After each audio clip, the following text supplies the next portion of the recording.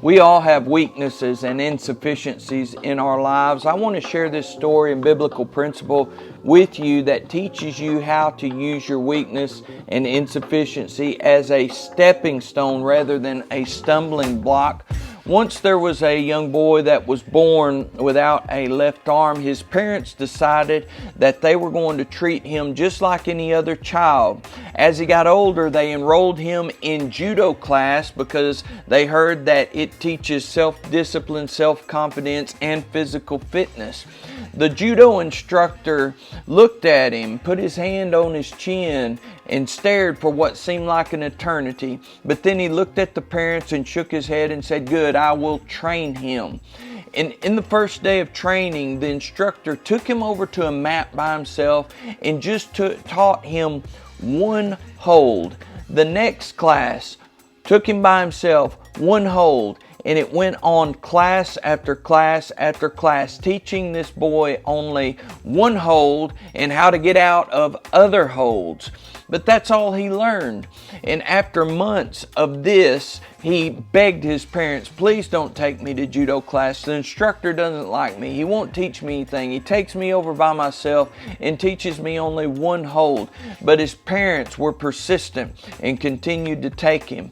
Finally, one class, the instructor went to the parents and the young man and said, "He is going to represent our dojo in the tournament."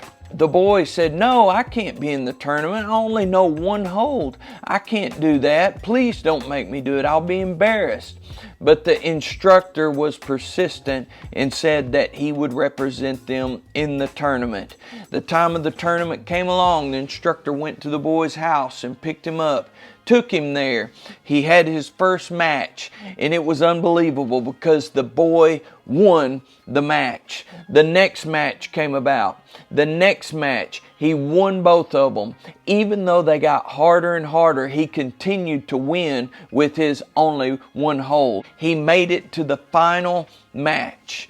It got so hard that the referee stopped him for a moment, and he went over to the instructor and said, I don't know if he can go on. Do you want to continue?"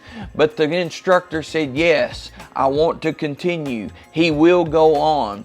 They continued the match, and after a grueling battle, the one-armed boy was the victor. On the way home, the boy looked at the instructor and said, "How is it that you only taught me one hold? I'm missing an arm, but I won this tournament." The instructor softly spoke and said, "There's only one way to get out of that hold that I taught you, and that's for your opponent to grab your left arm.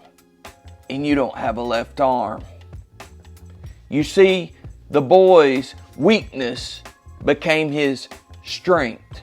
And that reminds me of one of my favorite portions of Scripture where the Apostle Paul had a weakness in his life, and he asked God to take this weakness away from him. "Please, God, do it." But Jesus spoke to him and said, "My grace is sufficient for thee, for my strength is made perfect in weakness." I want to encourage you today, don't let your setbacks hold you back from the great things that God has for you, but let God make your weakness your strength.